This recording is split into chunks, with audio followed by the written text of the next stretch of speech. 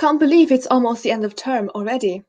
Welcome back to the Oxford University Scientific Society in week 7 of Trinity Term. This week, we have invited a very special guest, Professor David Baker from the University of Toronto, to speak about protein design. Professor Baker is one of the leading pioneers in his field, and he is known for developing the Rosetta framework, which has been and remains one of the most widely used algorithms in protein structure prediction. This very brief introduction by no means does justice to Professor Baker's contributions to science, and the best way to find out is to hear it from himself in the next hour. As per usual, please do post your questions on the comments section, and we'll collect them at the very end of the talk. Without further ado, we welcome Professor Baker to the stage. Well, thank you very much. It's fun to be here virtually, and thank you for the introduction. So I'm going to tell you about de novo protein design today, and proteins carry out essentially all the amazing processes in life, and they do so because they have the genes in our genomes encode amino acid sequences, which correspond to each protein has a unique amino acid sequence, and those amino acid sequences encode the folded state of the proteins. And the way they do this is so each sequence has a unique structure, and kind of our working hypothesis is that those folded structures are the lowest free energy states for the sequences. So each amino acid sequence, as it's made, it searches around for its lowest free energy state, and that's what it will ultimately fold into. So if that picture is correct, to predict the structure of a protein from its sequence, you have to find its lowest energy state. And to design a brand new protein, you have to find a sequence. You have to choose the structure that you want, and then you have to find a sequence whose lowest free energy state is that structure. And we've been developing a program, we and our colleagues have been developing a program called Rosetta to do the searching through sequence space and searching through structure space and the energy calculations over the past many years. And so if we look in nature, we see all these beautiful proteins which all do all these beautiful things. And up until recently, those were the only proteins we knew. They're kind of like the elvish magic from the the ancient times. And when people have tried to engineer new proteins, they've sort of taken one of these magical proteins that exist in nature and modified it a little bit. But what I'm going to talk about today is instead making brand new proteins from scratch, and that's what we call de novo protein design. So the number of possible sequences that a protein number of possible proteins is really, really large. So proteins, even with just the natural 20 amino acids, there's 20 possible amino acids for the first position, 20 for the second position, and then to get the total number of combinations, you just multiply through, which is a number on the order of 10 to the 130th. And this is really an astronomical number of possible proteins, and it's far, far greater than the number of proteins which exist in nature. And so there's this huge space. In this picture, the red ovals indicate the naturally occurring proteins, and the blue indicates what we're trying to do, make completely new things. So I'm going to illustrate these concepts with what we've been trying to do for the COVID pandemic. And the first thing we tried to do was to design proteins that would block the interaction between the spike protein and the ACE2 cellular receptor. And so this is the part of the spike that binds to ACE2. It's called the receptor binding domain, the RBD. So we used two approaches. First, we stole a little bit of ACE2, shown here. This is the whole of ACE2. And we built a protein around it, shown here. The second thing we did is we just made up tons of new protein scaffolds on the computer, docked them against the RBD, and then designed the interface for high affinity binding. And then we make genes that encode these, synthetic genes that encode these brand new proteins, and we test them out in the lab to see which ones bind. And we found proteins that bind using both approaches, and they're shown on these little images here. You can see they're very small proteins. This one's has just 55 amino acids strung together, and they fit kind of like, this one fits kind of like a key into a lock, where the lock would be the coronavirus spike protein. And we can solve the structures of these proteins experimentally bound to the virus. So we make the proteins in the lab, and then we add them to the spike protein, and then we can use electron microscopy to figure out how they bind. And this is an electron microscopy picture. You see the three different, the spike has, each spike has 3 chains, it's a trimer, and each one of those spikes binds one of these designed proteins. So you can see there are 3 of them here. And what's really cool is if you look at the, you compare the design model, which is what we had on the computer in gray, to the actual structure in magenta, you can see they're really, really close. And so we make up these brand new proteins on the computer, and then we make them in the lab, and it doesn't happen very often, but when we get it right, they work in exactly the way that we designed. And these are the amino acid side chains that are coming off, and you can see that they're kind of in the right place too if we compare the computational model to the structure. So, so we've done a lot of experiments. Maybe I'll just skip through to this one. So to see if these proteins actually work, in this experiment, hamsters were exposed to the virus. We didn't do this. This was done by collaborators of ours. And then they got a drop of the protein in their nose either a couple days before or a day after exposure, and you can see they were really protected. So the animals that don't get the magic protein, the design protein, lose. The other ones pretty much are fine. And maybe a little bit hard to see. So I showed you that the spike protein shown here has 3 of these RBDs. So we can make even stronger versions by connecting these three of these domains together into one structure. So it's kind of like a little tripod that sits down on top of the virus. And this is electron microscopy data now showing that there's 3 copies sitting down on top of the virus. And this is sort of a side view. I'm sorry, it's a little bit small, but this right here is the same as that right there.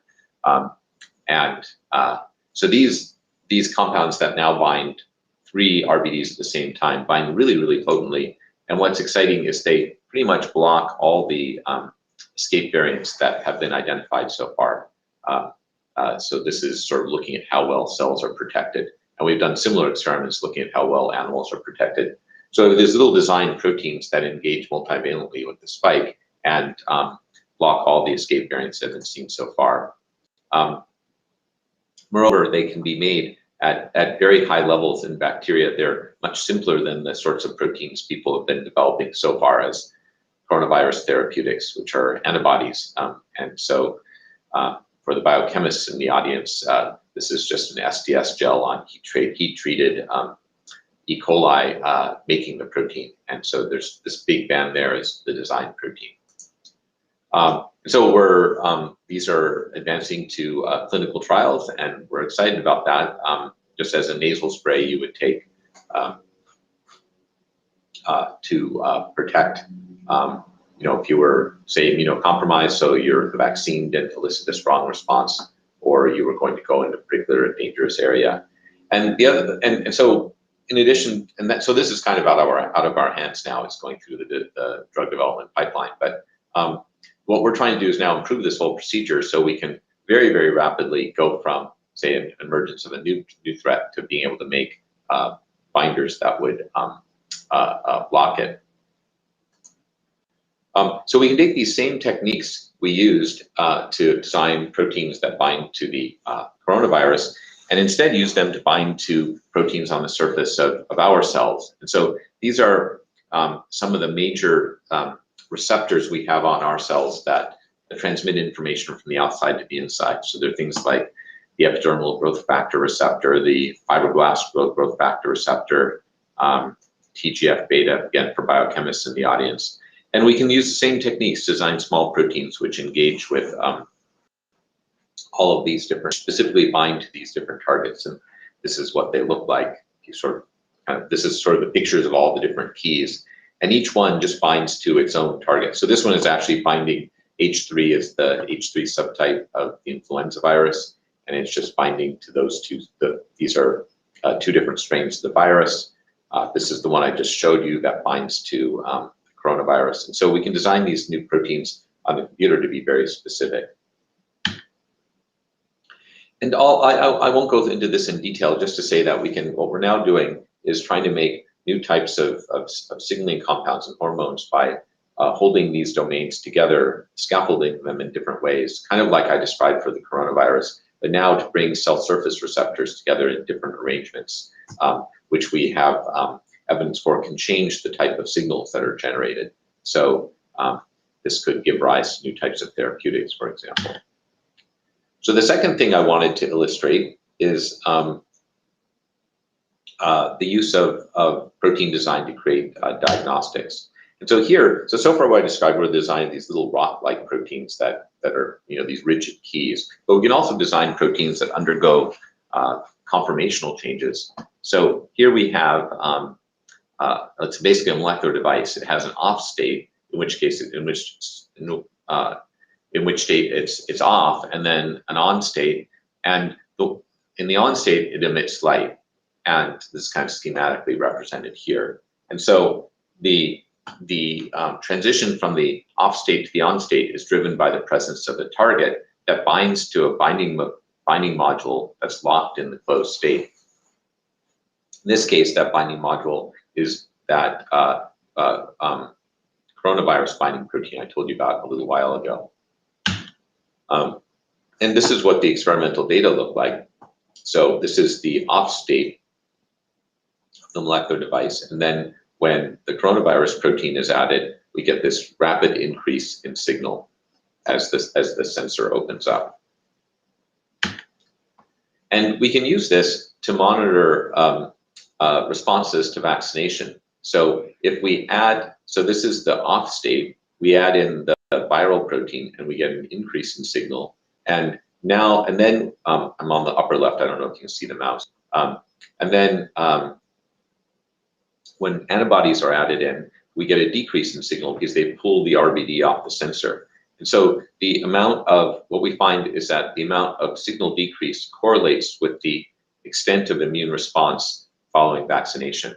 So we're trying to see if we can develop a usable test based on this for antibody levels following vaccination. And we can use this basic concept to develop sensors for a wide variety of different things. For example, this one is for botulinum toxin. This one is for troponin, which is relevant for heart attacks. And this is for the coronavirus that I already showed you. In each case, we're testing many different sensors, and the magenta line is the sensor that was designed, for example, in this case, to interact with troponin. And we can use the same concept to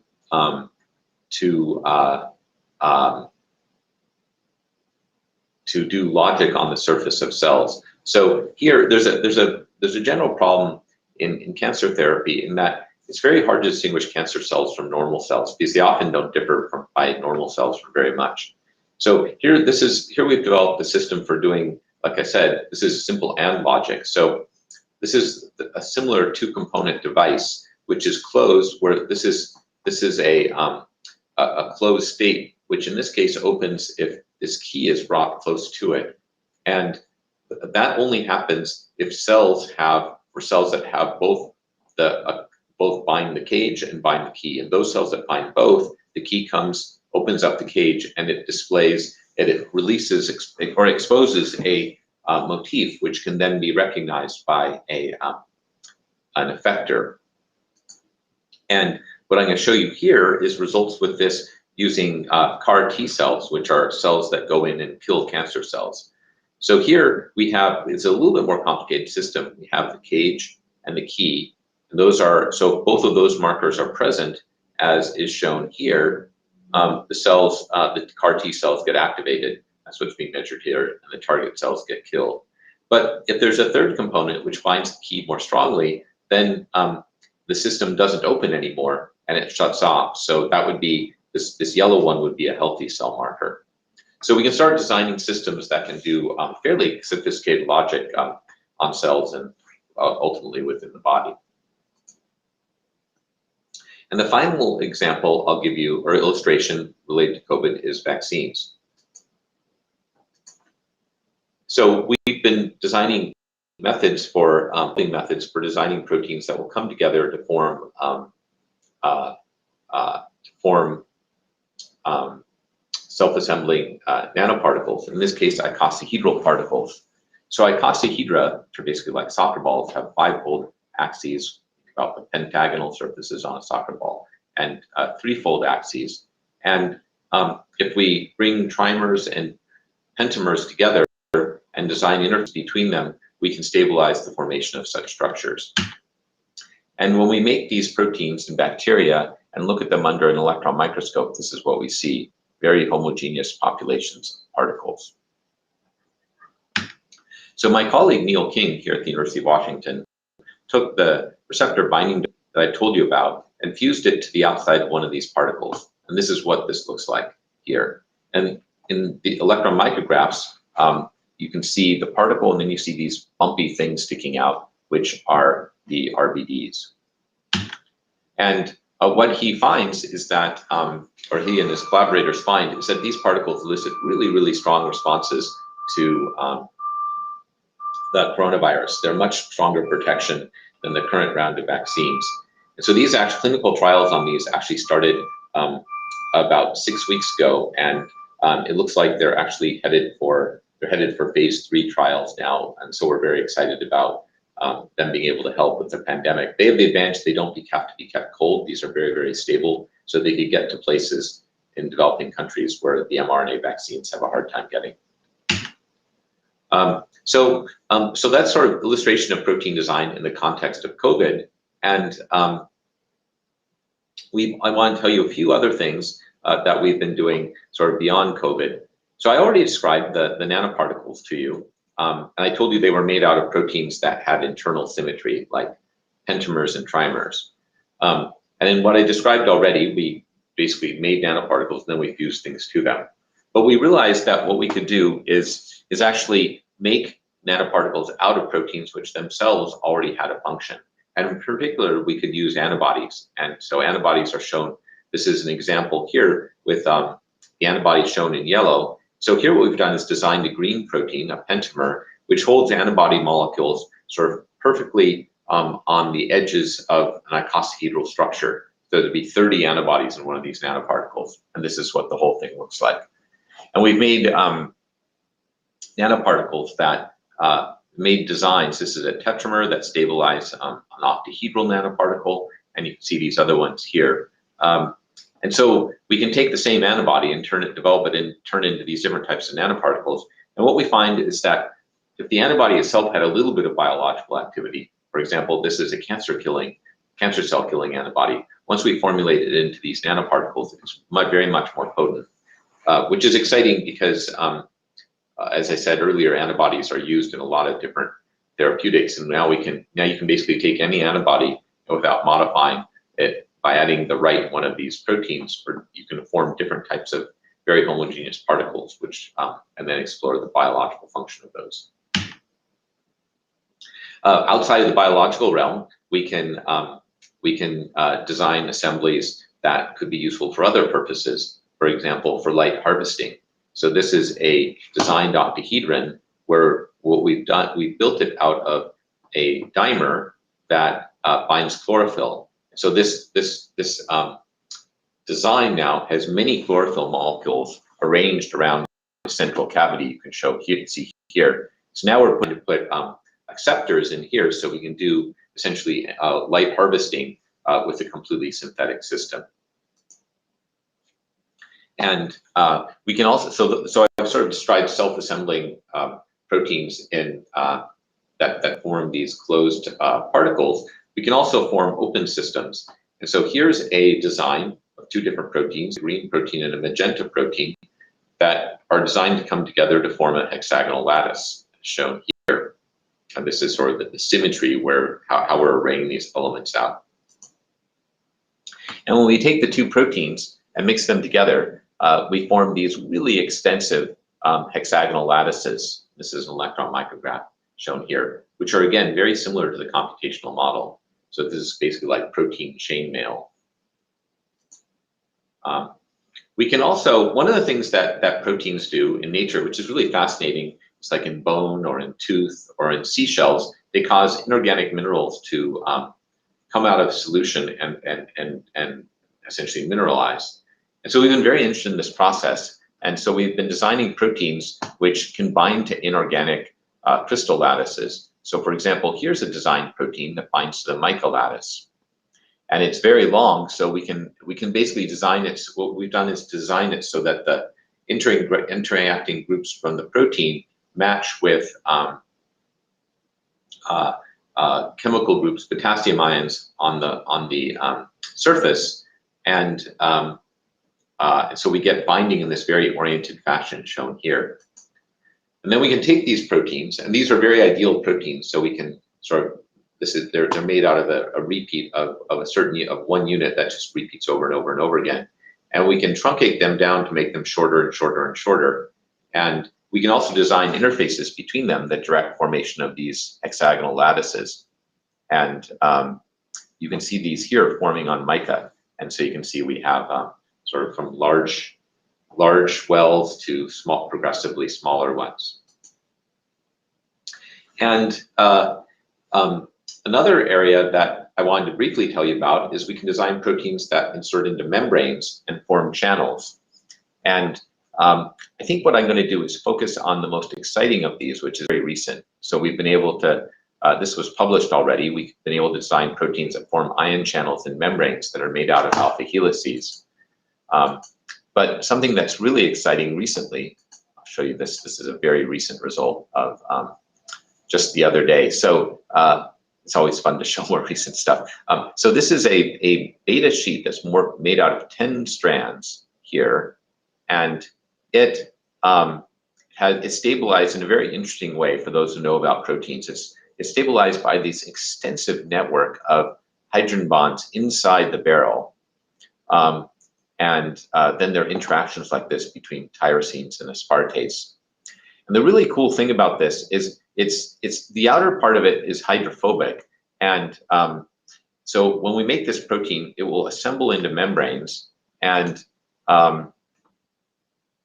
when you look down the surface of it, this is the design model, and here's the crystal structure. I should have emphasized that more. This is a superposition of the crystal structure and the design model. This is very different from anything I've showed you so far. And you see it's got this nice pore in the middle.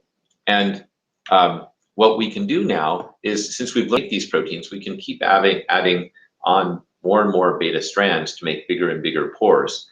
And so that can be very interesting for a lot of applications like DNA sequencing. So probably a lot of you are familiar with Oxford Nanopore, which is using naturally occurring proteins for sequencing. But see, now we can make these completely synthetic ones, and we're really interested about using them for a lot of different things, because we can completely customize the size of the barrel, the interior, so for sequencing, for filtration, and for many different applications. Yeah, so when you give talks, there's always this temptation to add new things, but then you have to, the problem is that then it gets too long. So that's why I had to skip over the previous things, but this is very exciting. And so one of the things that happens in nature that proteins do is they mediate their machines. Like we can all, move around. That's because of actin and myosin. And so we're really very interested in designing proteins that can do mechanical work in response to hydrolysis of a fuel. So we're just at the very early stages of this. So what we've been designing are systems with a ring that rotates around an axle, and this is some of the experimental data on these. I'll show you this in right there. So what's really cool about this is you have an axle, and then you have rings that go around it. And the axle and the ring can have the same symmetry. For example, they can each have threefold symmetry, in which case the rotational energy landscape has 3 different minima. Or they can completely mismatch, like the axle can have D3 symmetry and the rotor can have C5 symmetry, in which case there's a much bumpier landscape. We no longer have 3 perfect minima. And so what we expect in these cases is different types of rotational motion of the axle, the ring around the axle. And the case we have the nicest data for is this one here. So this is now taking lots and lots of EM images of the ring around the axle and trying to classify what we see. And so this is we can actually discern 2 different states. So here is the one state with the, you can see these protrusions on the axle and the rotor are not lined up. And then here's another one where, or actually, sorry, it's the two rings. Here they're not lined up, and here they are lined up. So we can start seeing these different states of these rotary systems. And that's really cool. What we want to do now is to couple this with the hydrolysis of the fuel so that we can get them to move in just one direction and start making really the simplest, smallest possible molecular motors. So we've also been very interested in enlisting the general public in all of these efforts. And so we've developed this game called Fold It, which if you find any of this interesting, you can go home and download. It's fold.it, or I guess you're probably at home anyway. You can download it right after the talk. And so in Fold It, it's basically an interface to Rosetta, which is what I've been telling you about. But the cool thing is you can design your own proteins. You can bend them up into new shapes. You can choose whatever amino acids you want. And then we actually make the proteins. We look at all the designs that people make, and we have all these puzzles we give out every week. And then we can actually make in the lab and test some of the really interesting designs that come in. So it's a good way to learn about proteins because you get to actually kind of grapple with them. And who knows, maybe we'll actually make some of your designs. So I encourage people who might be interested in this to look into it. And so I just kind of give you a whirlwind tour through sort of what I would say is classical de novo protein design, even though it's only existed for a little while, and shown you that we can now design this whole new world of functional proteins. But recently, I mean, you're all familiar with the fact that deep learning is kind of advancing really, really quickly. So we've been interested in what deep learning could do in how deep learning could be applied to protein design. I wanted to spend the last few minutes talking about that. Let me first acknowledge the people who've done the work so far that I've told you about. Longjin and Brian developed the methods for designing the high affinity protein interactions, and we've had many collaborators on the coronavirus protein characterization. The diagnostic work is done by Alfredo and Andy. The antibody Neil King's group did all the vaccine work. The antibody nanocages work of Robbie Devine, collaborators on all the structures. The self-assembling 2D lattice designed by Ariel Van Sassen, again, the characterization with collaborators, Joe Watson in particular. I didn't talk about fibers.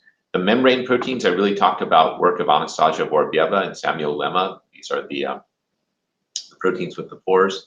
The design project protein logic for calculations on the surface of cells is work from Mark, Scott, and Jillian. Foldit is being led by Brian Kovnik, along with a group of collaborators really spread all over. And the rotary motor work is done by Alexis Corbet. Okay, so I want to tell you about design proteins by deep network hallucination. So the basic idea is you're probably familiar with things like deep dream. So if you have a network that's trained to recognize images of cats on the internet, and it gets really good at classifying them, so it can distinguish cats from other things, then you can start giving it random images and just start varying those images until the network thinks they look like cats. At which point those images do look like cats, but they don't look like any particular cat. They just look like something that could be a cat, but probably isn't any actual cat that actually exists. So in the same way, we can take networks that we've trained to predict protein structure through sequence. So we have networks that you take a sequence and predict the structure. And after we've got these working pretty well, we can now feed in random amino acid sequences. Now those will not be predicted to fold to any particular structure, but we can then start optimizing those sequences to the point where they're very strongly predicted to form a particular structure. We don't care what that structure is. It's the same thing. You don't, as a cat predicting network, it doesn't care what the cat picture, it just has to look like like a cat. The network has to think it looks like a cat. This is a map, what's called a contact map of a protein. This is residue by residue, and these dark symbols indicate contacts, so places where the protein comes close together. So contact maps of folded proteins tend to look like this. They have a lot of features. But when we generate random sequences, we don't get many predicted contacts at all. But after we go through this process of just basically favoring sequences that make more contacts, we get these very featured contact maps at the end, which then can convert into protein 3D structures. And when we do this, we can generate a wide range of, the network generates a wide range of structures. We just start from different random number starting points. And I'll just jump to here to show you when we solve structures of these proteins, they come out quite close to the actual structures. We've now solved the structures of 3 different proteins using generated by this hallucination process. So one of the things that we can do with this is so that was the case where we started with a completely random sequence and just asked for it to optimize it to make some structure. We can also start with a fixed structure and say, give me a sequence which encodes that structure. So what I described at the beginning with Rosetta, we're trying to find a sequence which has very low energy in that structure. But there could always be another structure which also has low energy in. The nice thing with the network, it actually predicts the full probability distribution, not just the energy. So we can ask for a sequence which very strongly encodes this structure and no other, and then avoid these alternative minima. So that's one of these nice things about doing design by deep learning in this way. And then the final thing we can do is to take proteins, so we can kind of combine these ideas. We can take part of a protein that has a function, say it binds, and I'll give you this example here, it binds a target like the complement receptor, this is C3E. We keep that totally fixed, and then we can just hallucinate the rest and just say, give me a sequence that will fold up to something up here that will hold this binding part in position to bind the target. And then we get all these new proteins which don't exist yet, but which don't exist in nature, but have the part that the binding part we want in place, but the rest of it is just made up. And we're starting to test these for function in the lab. So for example, in this case, we've taken insulin that binds the insulin receptor and hallucinated different proteins that have this part from insulin held fixed, but everything else is variable. And so this work was done by Ivan and Sergey, developed the original hallucination method. Sam and Tamuka did the experimental characterization of the designs I showed you. Chris and Basil looked at the energy landscape properties of this, and Doug and Sydney and Ju are using this for hallucinating new proteins. So let's see. So that's what I wanted to tell you about, and I hope we can. I'm happy to discuss any of the things that you might find interesting.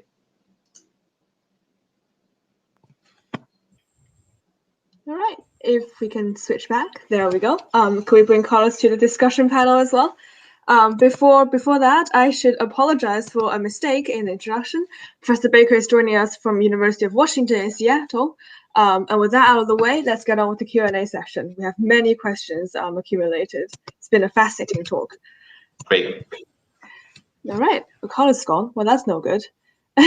Anyways, we'll get on with it. He's back. What do you think of the recent AlphaFold 2 breakthrough will mean for the de novo protein design? Because we know that's been the news, it's been everywhere.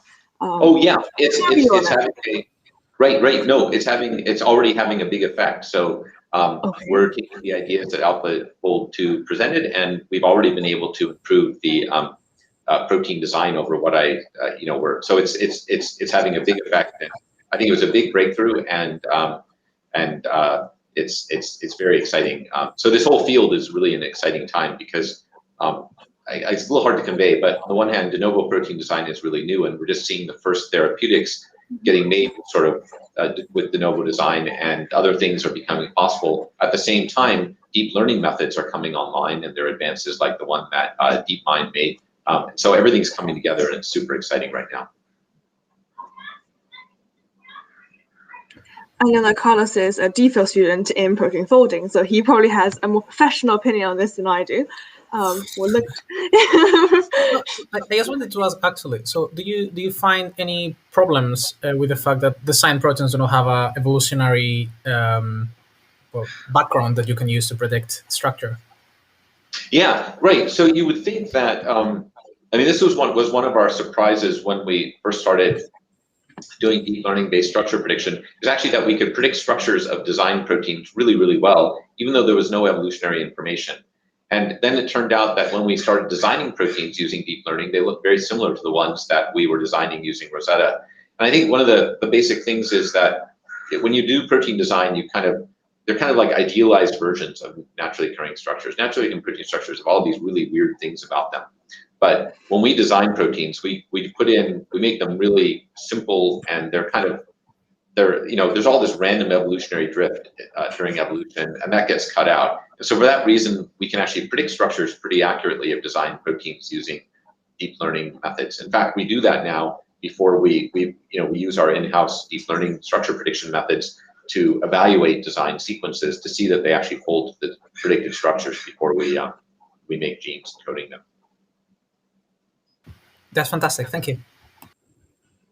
All right, if we finish discussing that, we'll have the next question. There are many more to go. It's a bit small, but I'll read it. How stable are these engineered proteins? How long of a half-life do they have? For example, in the nasal cavity, as you were mentioning about the antivirals they're developing, can this be activated in silico? Well, so they're very, very stable if you just leave them in a test tube. If you put them in the body, they don't get broken down chemically so much, but it's just like in the nose, stuff turns over in your nose, obviously. And so eventually the fluid flow washes them out. And so the key question right now for like a prophylactic that you would get in advance is like, what do we do to keep them there and get them to stay there for as long as possible? And so they're very stable.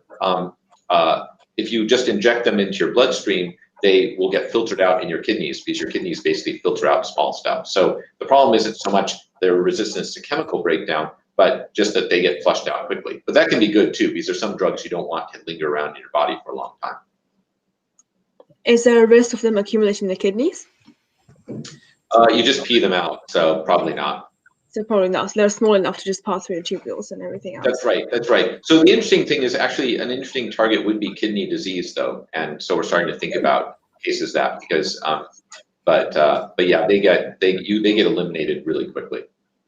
I guess this also means they are safer than common pharmaceuticals, I guess, because they're just small peptides that can be easily degraded, or am I wrong?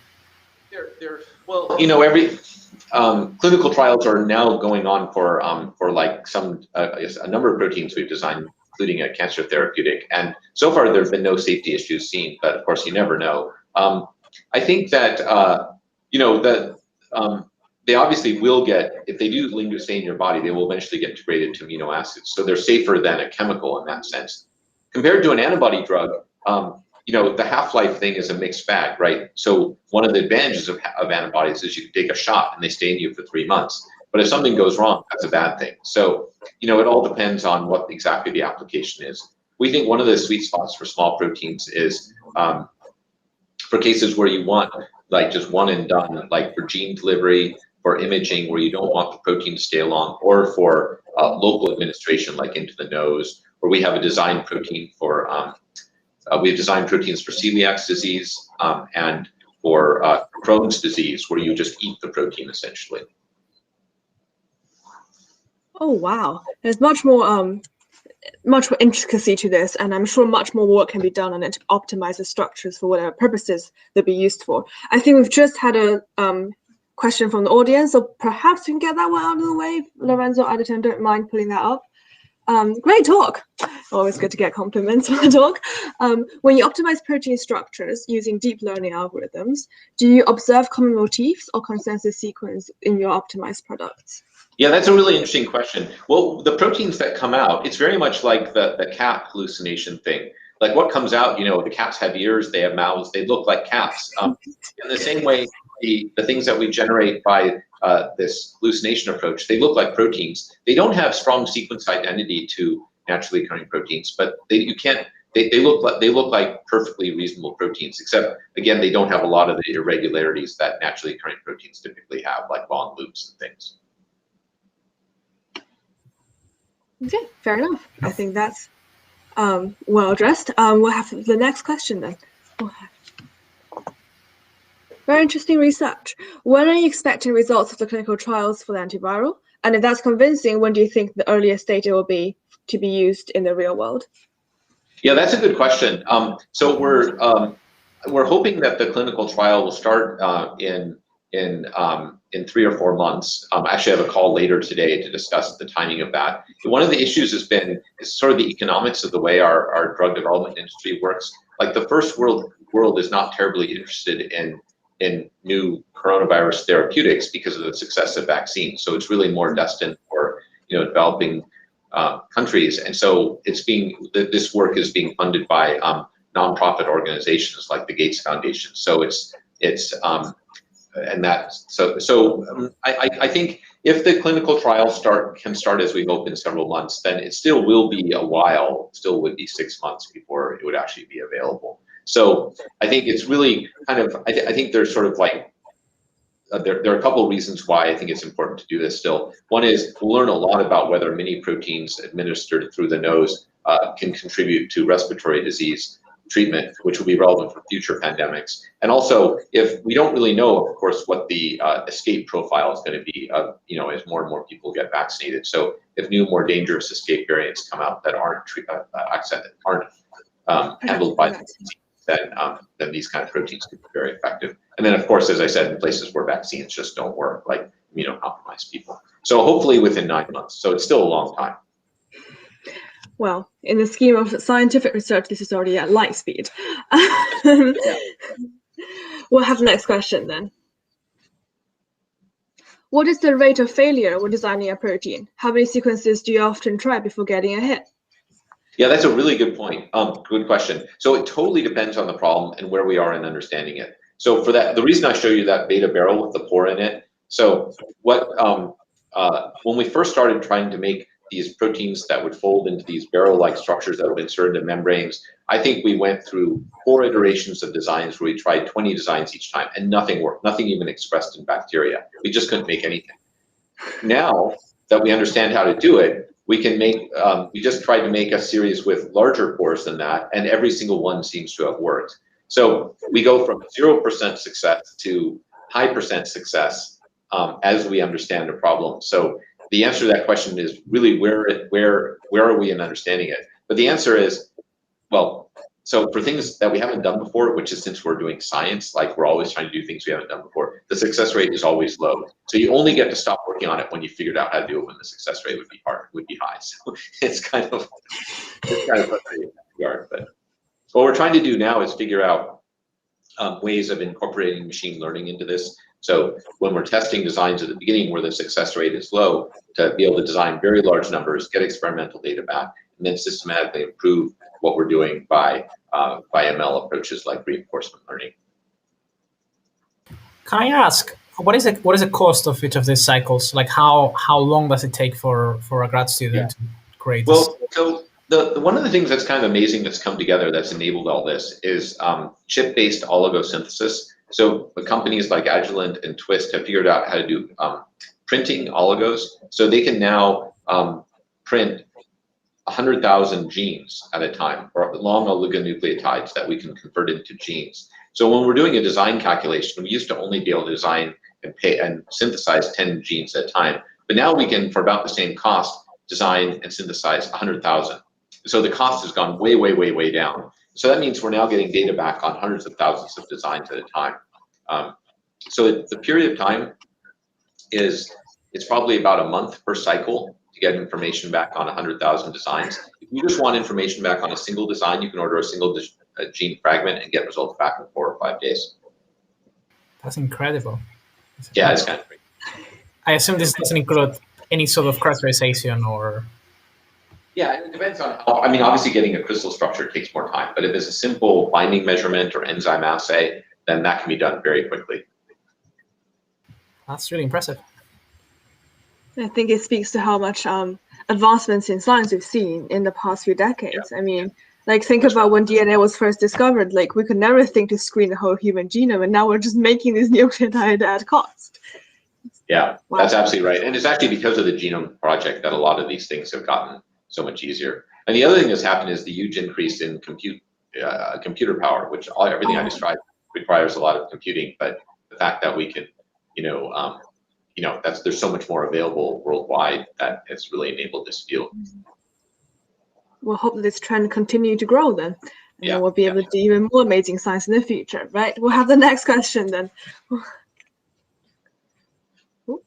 What is the limit of de novo protein design? Can we design proteins that exhibit fold switching, allosteric regulation, etc., etc.? Yeah, well, let's see. So that's what we're working on now. Good question. We now have our first proteins which can adopt two different discrete states, and that where you can trigger transition from one state to another by the binding of a small molecule. So I don't think there's any intrinsic limits to de novo design. It's just there's anything that proteins can do in nature, we should be able to do and perhaps do better by design. But we need to learn what the concepts are. So for example, that last example I gave of the rotary motor, that's that's obviously a dynamical system, and so yeah, but there's a lot to do. I mean, proteins do amazing things in nature, so we have a lot to emulate still. For example, catalysis is one of the things that we're working on. I didn't really talk about it, but enzymes in nature catalyze many different types of chemical reactions very efficiently. Trying to learn how to do that and do better.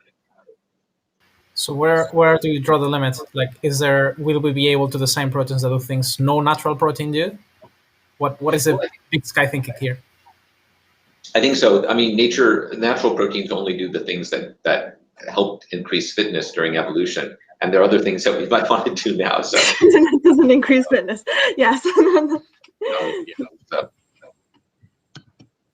I guess the only limit is whatever we know about what proteins are. Then in that case, I think the limit is also our imaginations, right? I mean, I think that's often the biggest limit is like, what can you conceive of, and what would be, Wow. Well, that's a literal demonstration of the sky's our limit. We'll have the next question then. I have to say, this format with the questions appearing on screen is fantastic. This is like. You think it's better than Zoom, isn't it? Yeah. All right, well, we'll have the magic appear again. There we go.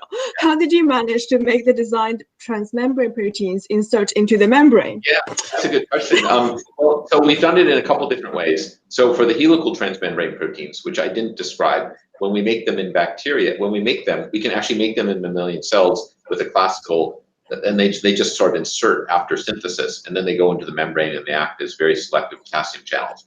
For the beta barrel ones I showed, we make them in, we purify them from bacteria, we put them into detergent, and then we mix them with lipids, and they insert at that point. So I guess it depends on the model organism that you're working with, then, to some extent. Yeah, or whether you're doing it in vitro, right? So in some experiments, for example, you want to, like if you were going to make a pore for filtering seawater, which is one of the kind of exciting things that a new postdoc coming at the group wants to do, then you would want sort of a planar, membrane that you just insert pores into. Okay, fair enough. Carlos, do you have any other comments? If not, we'll carry on. Yeah, I think we'll have a few more questions, and perhaps we have to just look at the time.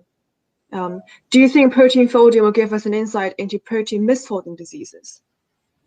Well, yeah, I mean, I think yes, but also I think protein design can help with protein misfolding diseases. For example, we're now trying to design proteins that bind to the various forms of amyloid fibrils that occur in various neurodegenerative diseases. So I think there's a lot of, those neurodegenerative diseases have been some of the hardest diseases to treat medically. So we're hopeful that we can contribute to that with protein design. Yeah, well, we've just seen some good news from the FDA. I think the aducanumab has been approved after 20-something years and no new therapies. And well, perhaps this won't be the next one. We'll never know, I guess. Okay, I think we'll have Carlos, in case you have anything to contribute, please just shout and whatever. I have a question actually that I thought about when we were talking about transmembrane proteins. All right, go ahead. Most of the things that you have designed seem to have a lot of secondary structure. So how good are these methods to design, say, loops or perhaps antibody CDRs? Yeah, that's a really good question. I think it's true that what we're good at designing the parts that are kind of the main structural elements. I think the long loops are harder, and so we now have designed proteins that have loops that kind of support each other, like stacked. But things like the antibody CDRs, the very long H3s, CDR3s, are really hard now, and it's probably partially because they don't really adopt very defined structures in the absence of their target. So the long flexible loops are still a challenge for design and prediction. Fair, thank you.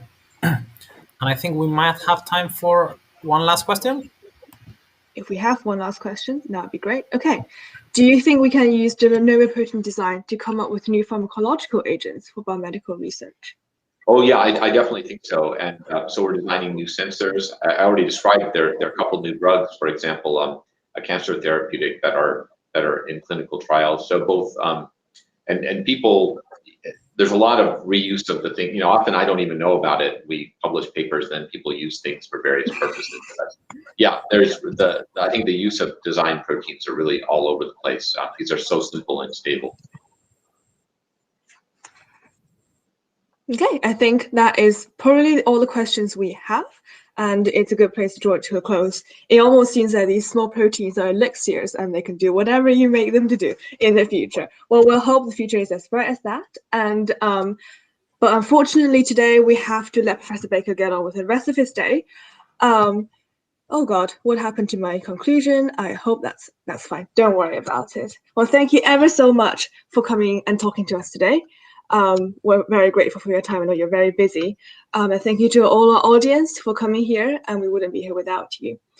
Next week, we'll look forward to the talk given by Dr. Hamilton, and she'll be talking about the asteroid Bennu. All right, with that, I think we'll draw this to a close. I was gonna say enjoy the beautiful weather outside in Oxford, but it turns out it just rained. So that was spoiled.